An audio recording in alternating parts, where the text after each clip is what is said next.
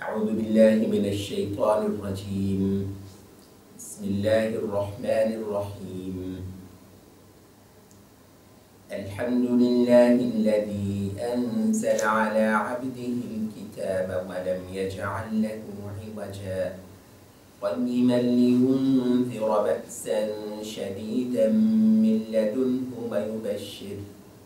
ويبشر المؤمنين الذين يعملون الصالحات أن لهم أجرا حسنا ماكثين فيه أبدا وينذر الذين قالوا اتخذ الله ولدا ما لهم به من علم ولا لآبائهم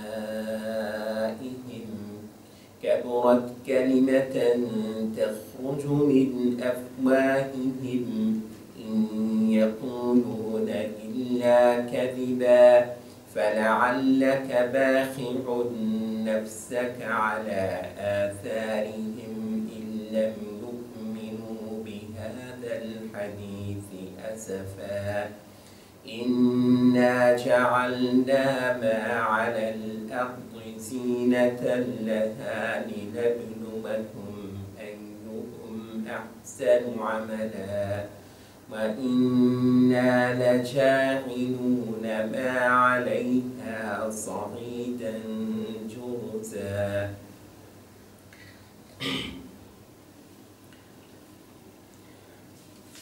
بسم اللہ الرحمن الرحیم. شروع اللہ کے نام سے جو رحمان رحیم ہے.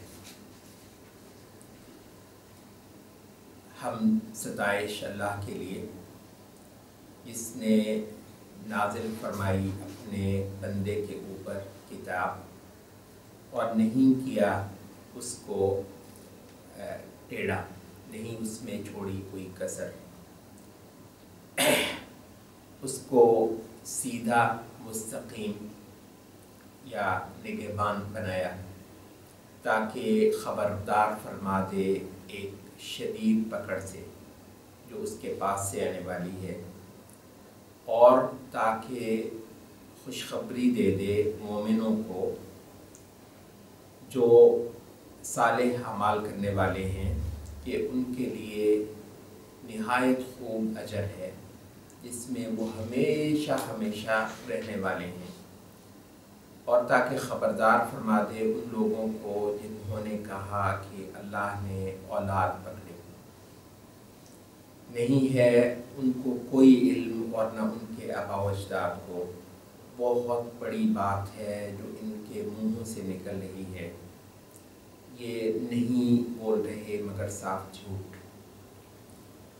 تو پھر قریب ہے اے نبی کہ تو اپنے آپ کو ہلاک کر لے ان کے آثار پر، اگر یہ نہیں ایمان لاتے اس بات پر افسوس سے.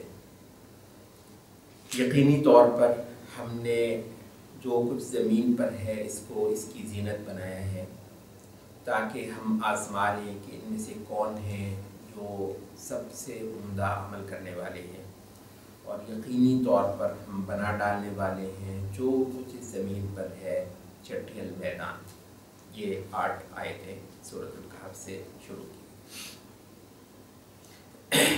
سورۃ کہف کا آغاز الحمد سے ہوتا ہے. یہ 2 صورتیں ان کے مضامین میں شدید قربت ہے. اس سے پہلے صورت گزر چکی ہے، اس کو سورۃ بنی اسرائیل یا سورۃ الاسراء کہا جاتا ہے. اس کا آغاز ہوا تھا تسبیح سے، سبحان الذی اسریٰ بعبدہ لیلا من المسجد الحرام الی المسجد الاقصی. اس صورت کا آغاز ہو رہا ہے حمد سے. تو پچھلی صورت کا آغاز تسبیح سے ہوا، اس صورت کا آغاز حمد سے ہوا. یہ 4 کلمات ہیں اللہ تعالیٰ کی خوبی، بڑائی اور اللہ تعالیٰ کا وصف بیان کرنے کے لیے، اور بہترین ذکر ہیں 4 کلمات. ایک سبحان اللہ، ایک الحمدللہ، ایک لا الہ الا اللہ اور ایک اللہ. یہ اذکار کی جان ہے. مومن اپنے پروردگار کی جب بھی تعریف کرے گا یا تو ان 4 باتوں میں سے ایک کرے گا اور کرتا چلا جائے گا، اور وہ اس کے لیے غذا ہے، وہ اس کے روح کی تقویت ہے اور اس کے ایمان کی تقویت ہے، یا پھر یہ ہے کہ وہ ان میں سے ایک سے زیادہ باتوں کو کرے گا یا ان چاروں کی چاروں باتوں کو کرے گا۔ اب یہ دیکھیے پچھلی صورت جو ہے وہ تسبیح سے شروع ہوئی ہے اور تکبیر پر ختم ہوئی ہے۔ اگر آپ یہاں پر دیکھیں یہ ہے جہاں پر پچھلی صورت ختم ہوئی ہے وَكَبِّرْهُ تَكْبِيرًا، تو اللہ تعالیٰ کی تکبیر، اللہ تعالیٰ کی بڑائی بیان ہوئی ہے۔ لا الہ الا اللہ جو ہے یہ بہت ساری صورتوں کا ابتدائیہ ہے، الف لام میم اللہ لا الہ الا هو الحی القیوم وغیرہ وغیرہ، بہت ساری آیتوں میں تھوڑے سے بیان کے تنوع کے ساتھ تو اللہ تعالیٰ کی الوہیت کی یکتائی وہ بیان ہوئی ہے۔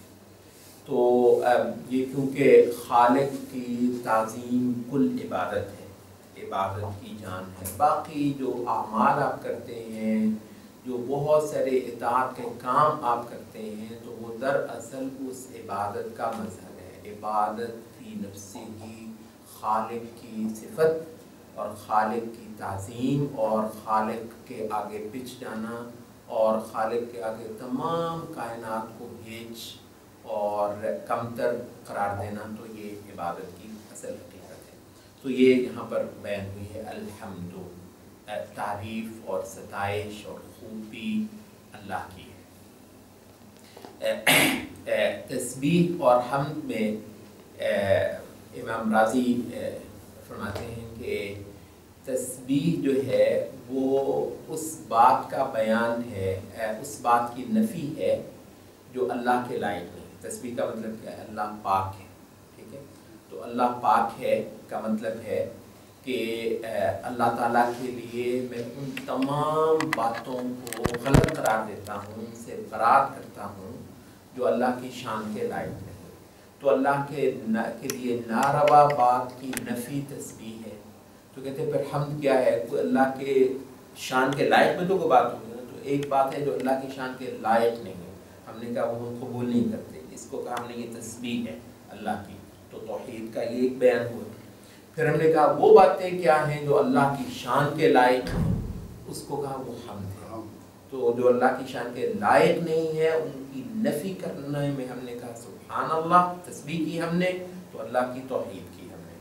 اور جو اللہ کی شان کے لائق ہیں، جو باتیں، جو خیالات، جو تصورات، جو افکار، جو رویے اللہ کی شان اور اس کی عظمت کے لائق ہیں، اس کو ہم نے کہا کہ یہ ہے حمد۔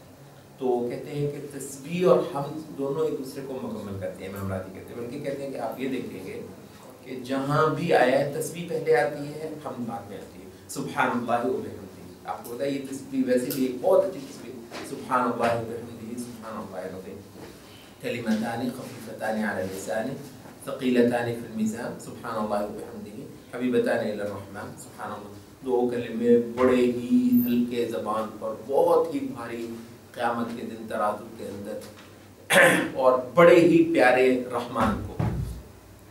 وہ کیا ہے؟ سبحان اللہ و بحمدہ سبحان اللہ العظیم۔ تو کہتے ہیں تسبیح جو ہے وہ پہلے آتی ہے تو حمد بعد میں آتی ہے۔ اس کی وجہ کیا ہے؟ وجہ یہی ہے کہ اللہ تعالیٰ کے جو منافی ہیں اس کی شان کے پہلے ہم ان کو صاف کرتے ہیں۔ تو ایک جگہ کو ہم نے صاف کیا، پاک کیا، تو جب وہ خالی ہو گئی ہر گندی چیز سے، پھر اس میں اچھی چیزیں ڈالنا ہم نے شروع کر دیں، تو یہ بھی حمد۔ تو تسبیح اپنے قلب کے ظرف کو، قلب کا جو ایک برتن ہے جس میں خالق کی جو عبادت ہے وہ ڈالی جاتی ہے، ڈال کر رکھی جاتی ہے، آپ کا وہ خزانہ جس کے اندر آپ اپنی سب سے قیمتی چیز کو محفوظ کرتے ہیں، جس کو آپ نے آخرت کے اندر لے کر جانا ہے، تو آپ کے قلب کا وہ جو ظرف ہے تو اس کو پہلے آپ نے صاف کیا تسبیح کے ساتھ، ٹھیک ہے؟ تو پھر اس کے اندر آپ نے وہ چیز ڈالی جو لائق تھی، اس کو ہم نے کہا کہ یہ حمد ہے۔ تو یہ صورت اللہ کی حمد کے ساتھ جو ہے وہ بیان ہوئی، شروع ہوئی۔ الذی انزل علی عبدہ الکتاب، جس نے नाजिल फरमाई अपने बंदे पर किताब। यहाँ पर राजी कहते हैं कि शुरू किया अल्लाह ने इस सूरत को अपने नाम से, फिर अपने बंदे का जिक्र किया मोहम्मद सल्लल्लाहु अलैहि वसल्लम का, और फिर किताब और शरीयत। कहते हैं तीन बड़ी चीज़ें इस आयत के शुरू में बयान हुई। अल्लाह की ज़ात, मोहम्मद सल्लल्लाहु अलैहि वसल्लम की रिसालत, और आपका खुदा की तरफ से मबूस होना, और फिर उसकी किताब जो है वो हिदायत और अल्लाह ताला की जो पसंदीदा बातें हैं उनका पूरा ख़जाना आपको दस्तियाब है जो उस किताब के अंदर मौजूद है। अच्छा, ये मोहम्मद सल्लल्लाहु अलैहि वसल्लम की रिसालत जो है उस पर हम की गई। आप ये देखें, ये भी उलमा कहते हैं कि अल्लाह ताला की जो हमद है उसके जो मूजिब है, मतलब जो उसका कॉज, कोई चीज़ मूजिब बनती है ना, किसी चीज़ का सबब बनती है, दाहिया बनती है, बंदा अपने मालिक की तारीफ़ें करना शुरू कर देता है, किसी वजह से करता होगा ना, वो मूजिब क्या है? मूजिब मतलब जो जिस चीज़ ने कॉज किया है अल्लाह की तारीफ, बंदे के अंदर से ऐसी बातें जो है वो निकलवा दी कि बंदे, उसको हमने कहा कि ये बंदा अपने मालिक की तारीफ़ कर रहा है, सताइश कर रहा है, तो उसका मूजिब क्या है? तो कहते हैं मूजिब बंदे का अल्लाह की तारीफ़ करना, उसके दो मूजिब हैं। एक है अल्लाह ताला की तख्लीक़ात और उसके तख्लीक़ के अंदर उसके करिश्मे, ये आप देखते जाते हैं और अल्लाह की तारीफ़ें करते जाते हैं। आसमान, ज़मीन, सूरज, चाँद, ये पानी, ये ज़िंदगी, ये खुशियाँ, ये सारी इंसान का जो है वो मज़े का इस ज़मीन पर बसना, ज़िंदगी यहाँ ठेलियाँ करती है, ये किसी की मेहरबानी है। तो तख्लीक़ के अंदर अल्लाह ताला की मेहरबानी है, ये मूजिब है अल्लाह ताला की हमद का। इसको हम इसके लिए जो टेक्निकल लफ्ज़ बोलते हैं वो है रुबूबियत, खुदा की रुबूबियत। रुबूबियत ये कि अल्लाह ताला के जो अफ़आल हैं जो उसने बंदों के लिए, उनकी ज़रूरतों के लिए जो है वो किए, अंजाम दिए, तो इसको कहते हैं रुबूबियत। तो ये एक मूजिब है। अल्लाह ताला की तारीफ़ का दूसरा मूजिब क्या है? दूसरा मूजिब है तंज़ील। पहली थी तख्लीक़, दूसरी थी तंज़ील। तंज़ील क्या है कि वो सिर्फ उसने पैदा नहीं किया, पानी, रोटी, ये सारा कुछ दे नहीं, फिर उसने हिदायत दी, तो इस पर उसकी तारीफ़ है। तो ये तंज़ील जो है, तो ये कहते हैं तंज़ील दरअसल अपनी इबादत का पता देने के लिए कि तुमने मुझे अगर पूछना है तो मैं तुम्हें बताता हूँ कि मुझे तुमने कैसे पूछना है, इसके लिए मैं किताब नाज़िल करता हूँ, ठीक है। तो तंज़ील का उन्वान क्या है? इबादत, उबूदियत। तो पहला मूजिब क्या था? रुबूबियत, रुबूबियत पर उसकी तारीफ़, और दूसरा क्या है? उलूहियत, उसका लायक इबादत होना, उस पर उसकी तारीफ़। तो पहला काम जो है वो हम अपनी आंखों से देखते हैं, ठीक है, खुदा की तख्लीक़ और उसके करिश्मे वो हम अपनी आंखों से देखते हैं और उस पर उसकी तारीफ़ करते हैं। दूसरी चीज़ हमें मिली अंबिया से, कि उसकी तंज़ील है, उसकी इबादत का सुराग है कि उसको पाना है, तो कैसे पाना है, तो इस पर हमने उसकी तारीफ़ की। तो ये उबूदियत है और ये बंदगी है। तो इन दोनों, इस सूरत के अंदर जो मूजिब बयान हुआ है वो दूसरा है, ठीक है। बहुत सारी सूरतें हैं जिसके अंदर पहला मूजिब बयान हुआ है, अल्हम्दुलिल्लाहिल्लज़ी लहू मा फ़िस समावाति व मा फ़िल अर्ज़। ये सूरत अल्हम्दुलिल्लाहिल्लज़ी ख़लक़स समावाति वल अर्ज़, तारीफ़ अल्लाह की जिसने सारे आसमान और ज़मीन बनाए। तो तख्लीक़ पर उसकी तारीफ़, यहाँ तंज़ील पर उसकी तारीफ़। वो कहते हैं कि वो जो है ये आम लोगों को क्योंकि देखी जाती है, तो ये आम लोगों की तौहीद है कि उस पर वो अल्लाह ताला की वो करते हैं। ये कुरैश भी मानते थे कि ये आसमान और ज़मीन का मालिक कौन है। तो ये कहते हैं ये ख़वास की तौहीद है। ख़वास से मुराद जो अंबिया को मान लेने वाले लोग हैं, इससे ज़्यादा ख़वास हम नहीं मानते। वो ख़ास लोग हैं जो अंबिया को मान लेते हैं। तो अंबिया को तस्लीम करने वाले लोग ये ख़वास हैं। और इनकी तौहीद कौन सी है? इनकी तौहीद इबादत वाली, ठीक है। तो अच्छा, ये जो इबादत वाली तौहीद है, इस पर कुरैश नहीं आते, इस पर कुरैश नहीं आते थे। तो इबादत के अंदर तौहीद, ये यहाँ पर इबादत वाली तौहीद जो है उसका बयान। किताब का मतलब जो है वो आम जो लिखी गई दस्तावेज जिसे आप कहते हैं डॉक्यूमेंट, उसको भी किताब कहा जाता है। और किताब कतबा यक्तुबु, लेजिस्लेट करने को भी किताब कहा जाता है। किसी चीज़ को प्रेस्क्राइब कर देना, किसी चीज़ को कानून बना देना, किसी चीज़ को दस्तूर बना देना, इसको भी किताब कहा जाता है। ठीक है, कुतिबा अलैकुमुस्सियाम, कुतिबा अलैकुमुल क़िताल। तो दोनों मानी हैं, मतलब एक किताब एक लिखी गई भी है और ये एक दस्तावेज, एक शरीयत और एक दस्तूर भी है। वलम यजअल लहू इवजन, इसको उसने टेढ़ा नहीं बनाया, इसके अंदर कोई कमी कसर नहीं छोड़ी। आप ये देखेंगे कि जो जितने मजहबी सहीफ़े हैं और फिर उन मजहबी सहीफ़ों पर बनने वाले जितने मजहबी रवैये हैं, उनमें एक आपको एक सीधापन नज़र नहीं आता। उसके अंदर कोई ना कोई टेढ़, कोई ना कोई अजीब चीज़ ज़रूर तो मजहबी होना, खुदा के साथ या माफ़ौक़ुल फितरत हस्तियों का पता देने वाली जो बातें हैं ज़्यादातर भूल-भुलैया ऐसी उलझी हुई और ऐसी अजीब व गरीब। अब उसके अंदर जो है एक बिल्कुल साफ सुथरा उजला मतलब माहूद का तस्वुर, जिसके अंदर कोई टेढ़, कोई कसर, कोई पेचीदगी न हो, तो ये वो किताब है। तो मतलब ये एक हकीकत है कि आप जाइए ये देवियों और मंदिरों को पूजने वालों के पास, तो आपको वहशत आती है। क्या करेंगे आप? मतलब अब ये चीज़ ऐसी है जो खाली अक्ल से समझ नहीं आती, लेकिन अक्ल आपको कहती ज़रूर है कि ये जो मंदिरों वाले हैं इनके यहाँ को मसला ज़रूर है, तो मुसीबत ज़रूर है। तो जब जैसे एक आदमी मुसलमानों को अल्लाह को सजदा करता हुआ देखता है, अल्लाह की तारीफ़ करता हुआ देखता है, ऐसे दिल मुतमईन होता चला जाता है। इसके नहीं तो ये है वही का खालिस होना। क़य्यम, ये किताब क़य्यम है।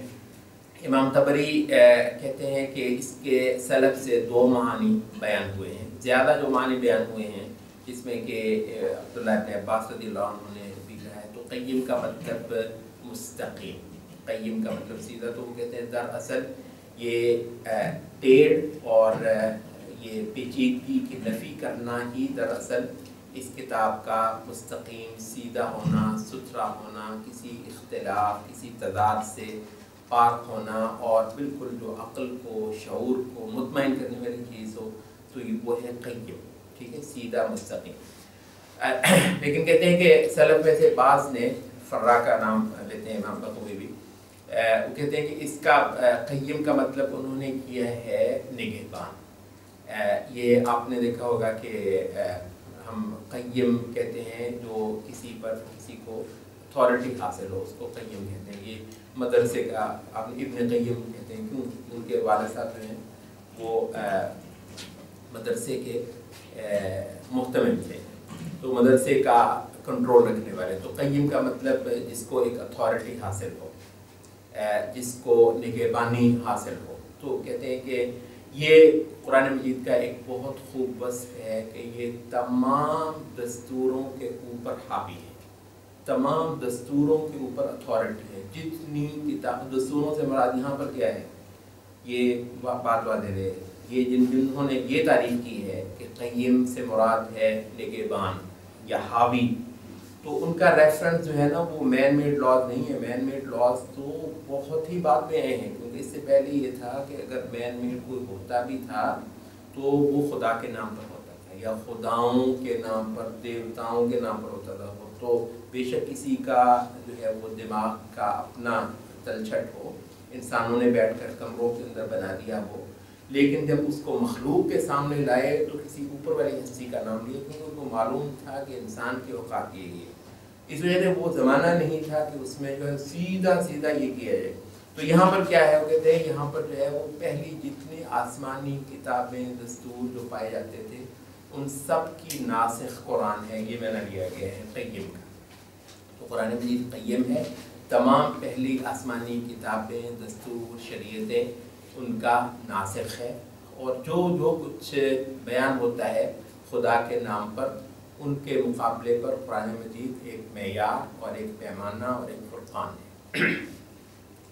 लियुनज़िर बअसन शदीदन, अब यहाँ पर जो फरमाया कि ताकि वो ख़बरदार कर दे, یہاں کسی نے کہا کہ خبردار کرنے والا خود اللہ ہے، مطلب اس نے اپنے بندے پر ایک کتاب نازل کی بالکل صاف واضح مستقیم بین تاکہ وہ خبردار فرما دے، تو اس کی نسبت اللہ کی طرف بھی ہے، اس کی نسبت اس پر بھی ہے کہ اللہ نے یہ کتاب اتاری تاکہ محمد صلی اللہ علیہ وسلم خبردار کر دیں اور ڈرا دیں، تو یہ محمد صلی اللہ علیہ وسلم کی طرف بھی نسبت ہے، اور اس کی نسبت کتاب کی طرف بھی ہے کہ اس نے محمد صلی اللہ علیہ وسلم کی طرف بھی کتاب اتاری تاکہ یہ کتاب سب لوگوں کو خبردار کر دے، تو تینوں کی طرف ہی ان کی نسبت صحیح ہے، اور تینوں ہی کا بنیادی خطاب انسانوں سے، چاہے وہ مالک ہو، چاہے وہ اس کا بھیجا ہوا پیغمبر ہو، اور چاہے وہ اس کی کتاب اتاری ہوئی، تینوں کا بنیادی خطاب انسانیت سے ان کو خبردار کرتے ہیں۔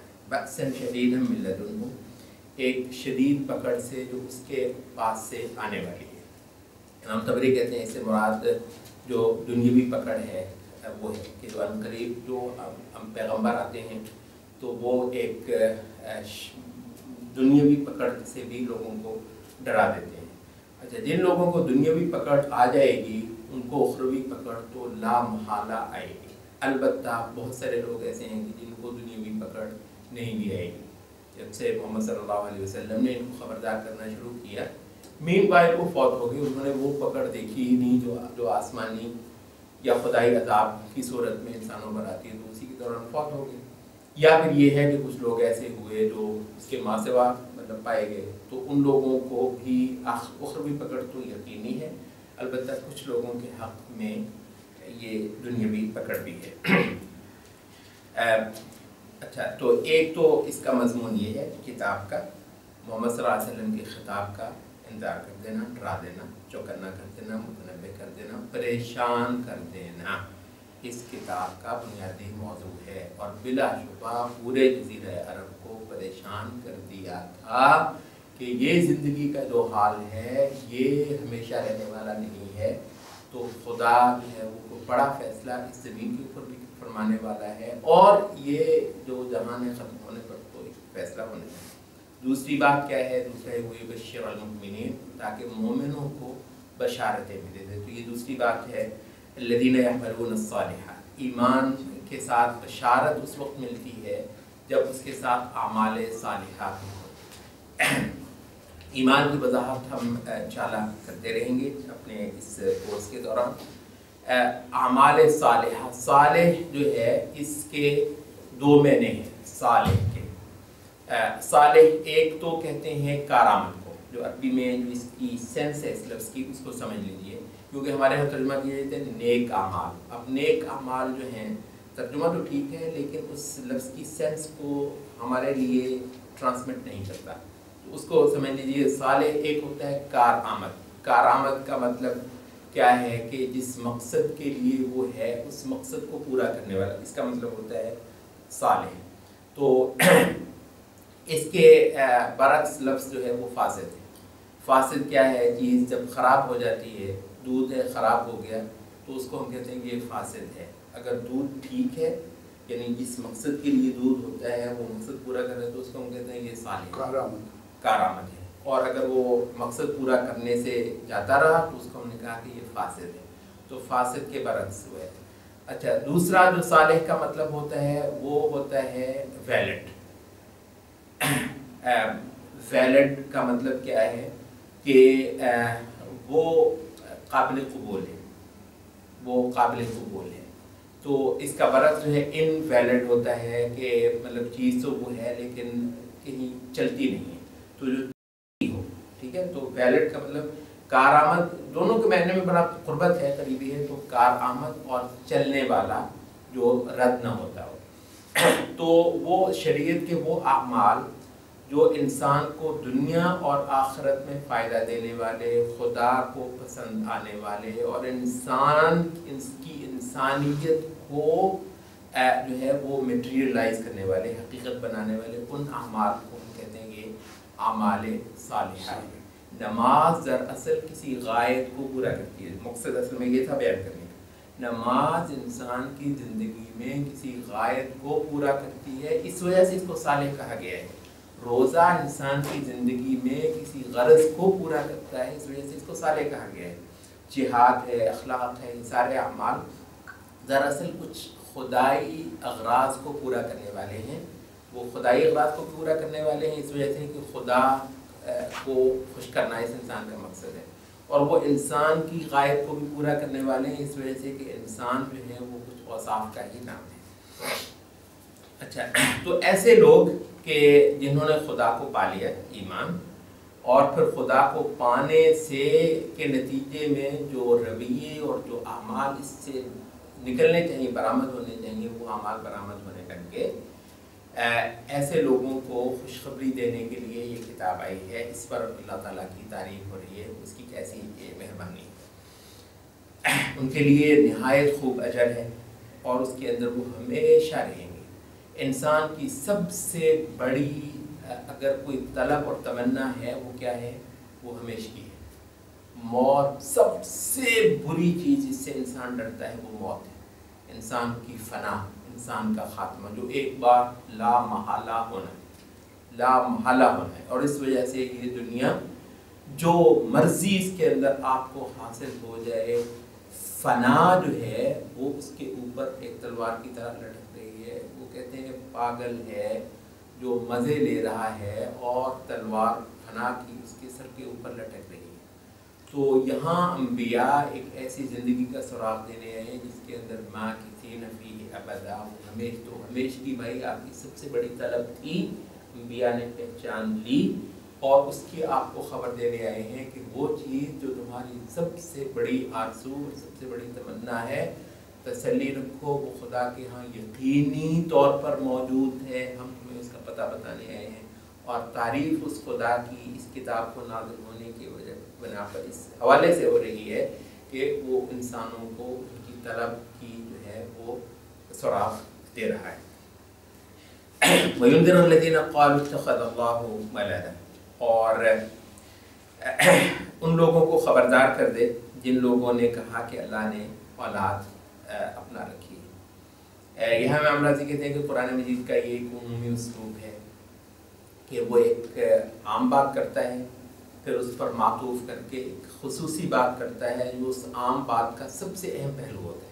تو معطوف جو ہے وہ معطوف علیہ سے مختلف تو ہے، لیکن یہ ہے کہ اس کا کچھ خصوصی حصہ ہے. تو پہلے جو ہے وہ انذار عام کیا، وہ تمام لوگ جو خدا کی عبادت نہیں کرتے، وہ تمام لوگ جو خدا کے پیمانے پر پورا اترنے پر آمادہ نہیں ہیں، ان کے لیے ایک عمومی انذار ہے. البتہ یہاں پر ایک خصوصی انذار ان لوگوں کے لیے جو اللہ تعالیٰ کے لیے اولاد کا دعویٰ کرتے ہیں. یہ کون لوگ ہیں؟ ایک تو مشرکین عرب تھے. وَخَرَقُوا لَهُ بَنِينَ وَبَنَاتٍ بِغَيْرِ عِلْمٍ، قرآن مجید نے کہا کہ انہوں نے ایسے گھڑ لی اللہ کے لیے بیٹے اور بیٹیاں بھی کھڑے. یہ مشرکین عرب ہیں. اور ایک نصارہ اور ایک یہودیوں کا ایک فرقہ تھا جنہوں نے اللہ تعالیٰ کے لیے یہ لفظ بول دیا. تو ایسے لوگوں کو خصوصی طور پر انذار فرمایا ہے.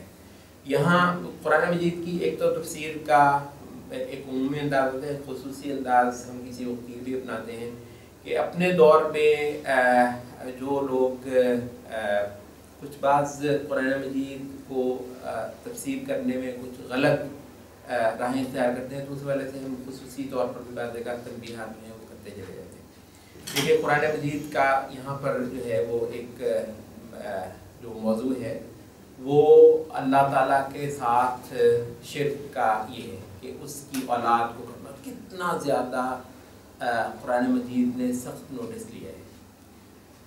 یعنی آج کل کے بیان میں زیادہ جو ہے نا وہ یوں لگتا ہے کہ ہر جگہ قرآن مجید جہاں انذار کر رہا ہوگا وہاں کر رہا، وہ لوگ جو دوسرے غیر اللہ کے نظام چلا رہے ہیں تو انہیں پر قرآن مجید جو ہے وہ دیکھیں. قرآن مجید کا یہ جو ہے یہ اس پر آدمی کا جل بھن جانا، آدمی کا غصے سے لال پیلا ہو جانا کہ کسی نے اللہ کے لیے بیٹے کا لفظ بولا ہے. اب یہ تقریباً کسی کو کچھ نہیں ہوگا، کہتا ہے جی آپ مطلب یہ بات کریں، سیاست کی بات کریں، ریاست کی بات کریں، نظام کی، ٹھیک ہے ضروری ایک درجے میں یہ باتیں آج کے دور میں توحید کے حوالے سے ضروری ہو بھی گئی ہیں، لیکن یہ کہ اس کا یہ مطلب نہیں ہے کہ قرآن مجید کا وہ عمومی بیان جو اللہ کی صفات اور اس کی ذات سے متعلق نوٹس لیتا ہے انسانوں کی جہالتوں کا، اور اس کو شرک کہتا ہے، اس کو تباہی بربادی کہتا ہے، وہ چیز ہم مومنوں میں سے نکال دیں اور کہیں کہ بھائی سارا کچھ جو ہے نا وہ سیاست اور ریاست سے متعلق چیزوں کے اندر کر دو. یہ ہمارا ایک بہت ترجیحی مضمون رہے گا اس پورے سلسلے کے اندر کہ توحید کی اس اسپرٹ ہی کو بحال کیا جائے جو کہ عمومی طور پر آسمانی کتابوں کے اندر بیان ہوتی رہی ہے. ان کو اس قدر بدل دینا کہ وہ سارے کا سارا ریفرنس جو ہے وہ آسمان سے اور آسمانی موضوعات سے ہٹ کر زمین موضوعات سے آ جائے، یہ چیز جو ہے وہ درست نہیں ہے. اور اپنے نوجوانوں کی جو ذہنی ساخت ہے اس کے اندر ہم ان نئی چیزوں کو اس حد تک نہیں آنے دیں گے.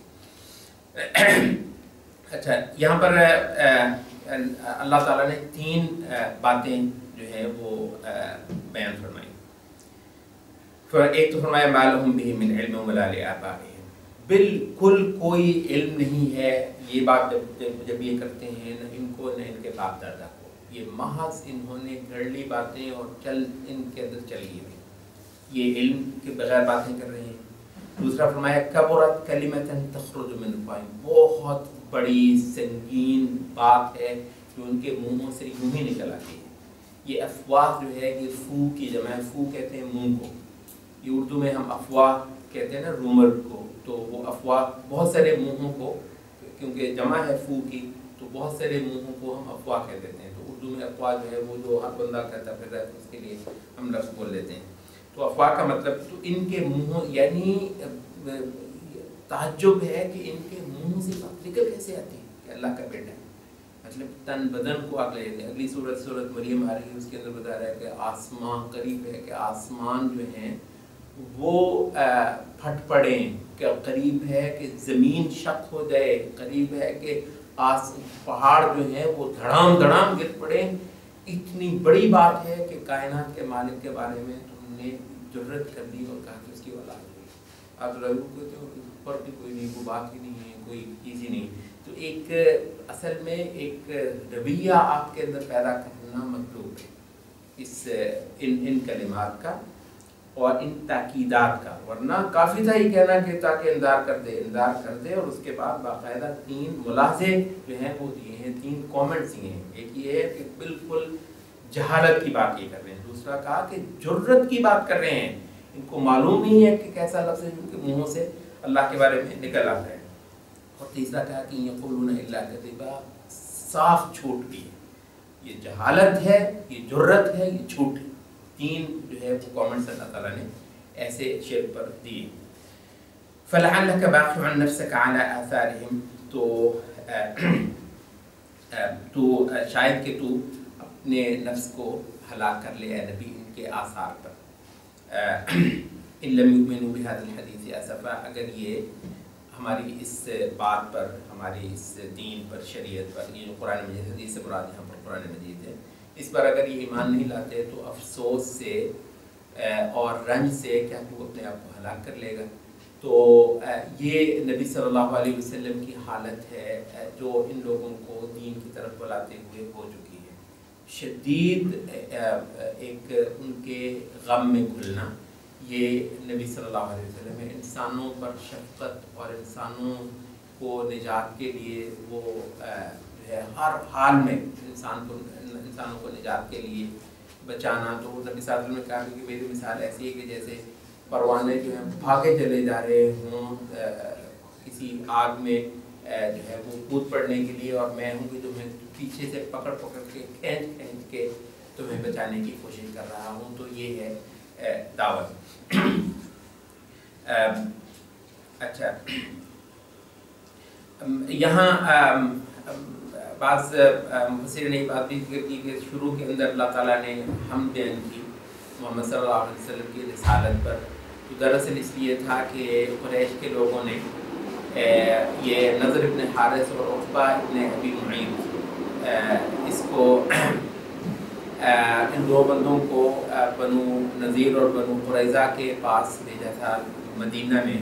ان سے کہا تھا کہ تم اہل کتاب لوگوں کو بڑے مشکل سے سوال ہمیں نکال کر دو جو ہم اس سے پوچھیں تاکہ اس کا جو ہے اس کے لیے مشکل ہو اور یہ جواب نہ دے سکے. تو انہوں نے 3 سوال بتائے. ان سے کہا کہ بھئی اگر تو یہ نبی ہوا تو یہ جواب دے دے گا، اگر یہ جھوٹا دعوے دار ہوا تو اس کو ان کے جواب نہیں آئیں گے. تو 3 سوال تھے. ایک یہ تھا کہ کچھ نوجوان جو کسی مشن پر نکل کھڑے ہوئے تھے ان کا کوئی قصہ بتاؤ. اور دوسرا جو ہے وہ یہ تھا کہ ایک آدمی جو مشرق سے مغرب تک فتوحات کرتا پھر رہا تھا اور اس کا قصہ ہمیں بیان کر کے دو. اور تیسرا جو ہے وہ روح کے بارے میں بتاؤ. 2 باتیں اس صورت کے اندر بیان ہوئی. اور ایک بات جو ہے اس سے پہلے جو صورت ہے، یہ دونوں صورتیں بڑے قریب کے موضوعات سے رکھتی ہیں. تو یسألونک عن الروح اس کے اندر بیان ہوا. تو اس پہ نبی صلی اللہ علیہ وسلم کو جب انہوں نے آ کر کہا تو نبی صلی اللہ علیہ وسلم نے کہہ دیا کہ میں کل کروں گا، اور نبی صلی اللہ علیہ وسلم بھول گئے انشاءاللہ کہنا. تو پھر یہ کہ 15 دن گزر گئے. ظاہر ہے نبی صلی اللہ علیہ وسلم نے جو کہنا تھا وہ وہی بنیاد پر کہنا تھا. اپنے پاس سے تو سوال ہی پیدا نہیں ہوتا کہ نبی صلی اللہ علیہ وسلم کوئی بھی اندازہ لگا کر وہ بات بتائیں. تو وہی جو ہے وہ 15 دن ہو گئے. تو وہ لوگ جو ہے وہ کہنے بھی لگے، بولنے بھی لگے نبی صلی اللہ علیہ وسلم کو. تو اس پر نبی صلی اللہ علیہ وسلم کی پریشان حالی جو ہے وہ بڑھ گئی. تو ایک تو تعریف کی گئی کہ باوجود اس کے کہ نبی صلی اللہ علیہ وسلم کی ایک بھول کے باعث خود نبی صلی اللہ علیہ وسلم کو ایک تعلیم ہوئی ہے کہ وہ جو ہے وہ اللہ پر رکھیں گے. انشاءاللہ کا مطلب ہے اللہ کی سپرداری میں دینا معاملات کو. تو سپرداری میں نہیں دے پائے تھے تو یہ سب کو معلوم ہو جائے کہ یہ معاملہ اس رسول کا نہیں ہے، اس کا اپنا جو ہے زور بازو کا نہیں ہے. تو یہ بھی بات تعلیم ہو گئی. لیکن یہ ہے کہ یہ نبی صلی اللہ علیہ وسلم کو اب اس پر تسلی بھی دلائی جا رہی ہے اور تعریف کی جا رہی ہے کہ باوجود اس کے اللہ ہی ہے اس پر یہ سارے دین اور یہ شریعت اور یہ وحی نازل فرمانے والا. تو ستائش جو ہے اس وجہ سے شروع ہوئی اس کے صورت کے اندر. اور یہاں نبی صلی اللہ علیہ وسلم کو پھر تسلی بھی دلائی جا رہی ہے کہ تم ان کے لیے اس قدر پریشان کیوں ہو، کیونکہ آپ نے آپ کو ہلاک تو نہیں کر لینا ان کی پریشانی میں گل گل کر. آخری جو 2 آیات ہیں وہ اس روئے زمین کو اور اس کے اندر جو لوگوں کو جو کچھ حاصل ہے اس کا فانی ہونا، اس کا بے بھروسہ ہونا اور زمین کی نعمتوں کی کل حقیقت کا بیان جو ہے ان 2 آیتوں کے اندر ہو گیا. فرمایا کہ یقینی طور پر ہم نے زمین پر جو کچھ ہے اس کو اس کی زینت تو بنایا ہے. کیسی رنگینی ہم نے تخلیق کر دی ہے، مگر اس کا مقصد یہ ہے کہ ہم ان کو آزما لیں. یہ ساری رنگینی، یہ ساری دلچسپیاں، یہ رنگا رنگ نعمتیں سب اس وجہ سے ہیں کہ ان کو پہچان کر ان کے اندر ان پر آدمی فریفتہ نہ ہو جائے، بلکہ ان سے کچھ اٹھا کر اس جہان کے لیے تیار کر لے جو ابھی کسی نے نہیں دیکھا ہے. تو یہ دراصل کسی اور جہان کا پتہ دینے کے لیے ہے، مگر بہت تھوڑے بہت زیادہ ہیں جو اسی کے اندر بہ جائیں گے بے شمار. ایمان بس یہی اسی چیز کا نام ہے، ان رنگینیوں کے اندر بہ جانا. اور کچھ عقل مند ہیں جو اس سے توشہ اٹھا کر اس سے ایک ابدی جہان تعمیر کر لیں گے. لِنَبْلُوَهُمْ أَيُّهُمْ أَحْسَنُ عَمَلًا، تاکہ ہم اس کے اندر ان کو آزما لیں کہ کون ہے ان میں سب سے بہتر عمل کرنے والا. اس کی بہتر عمل کرنے والے کی جو تفسیر سلف سے ہوئی ہے کہ سب سے زیادہ دنیا کی حقیقت کو جان کر آخرت کے مقابلے میں جگہ جگہ پر اس کو چھوڑتا چلے جائیں. یہ تفسیر ہوئی ہے احسن عملہ کی کہ دیکھ لیں ہم ان میں سے کون کون اچھے عمل کرنے والا ہے. مراد یہ ہے کہ یہ دنیا جتنی بھی اچھی ہے اس کے مقابلے پر آخرت کو حسین جاننا. قدم قدم پر موقع بموقع جو بندہ جو ہے وہ آخرت کو ترجیح دیتا چلا جائے گا اس کے رنگینی پر، وہ ہے ایہم احسن عملا. اور ہم عنقریب ایسا کرنے والے ہیں کہ یہاں سب کچھ چٹیل میدان کر دیں گے. سعید، یہ مٹی کو بھی کہتے ہیں فتیمموا صعیدا طیبا، یہ جو ایسا میدان ہوتا ہے جس میں مٹی ہی مٹی ہو، کچھ اور نہ ہو، اس کو بھی سعید کہتے ہیں. تو اس میں تاکیداً پھر جرز کہا گیا ہے. جرز وہ کہ جو بالکل بے آب و گیا ہو، اس کے اندر کوئی سبزہ وہ نہ ہو، اس کو ہم جرز کہتے ہیں. تو عنقریب ہم اس ساری رنگینی کو ملیا میٹ کر دینے والے، ختم کر دینے والے ہیں. تو یہ لازوال یہ دنیا نہیں ہے. تو یہ بنیادی سبق ہے اس جہان کا کہ یہ دنیا لازوال نہیں.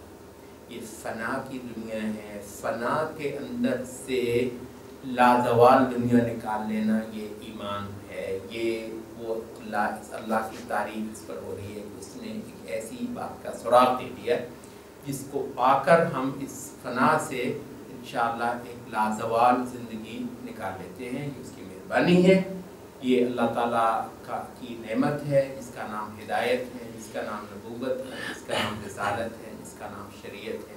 تو اس پر ہم اللہ تعالیٰ کی تعریف کرتے ہیں۔ سبحان اللہ۔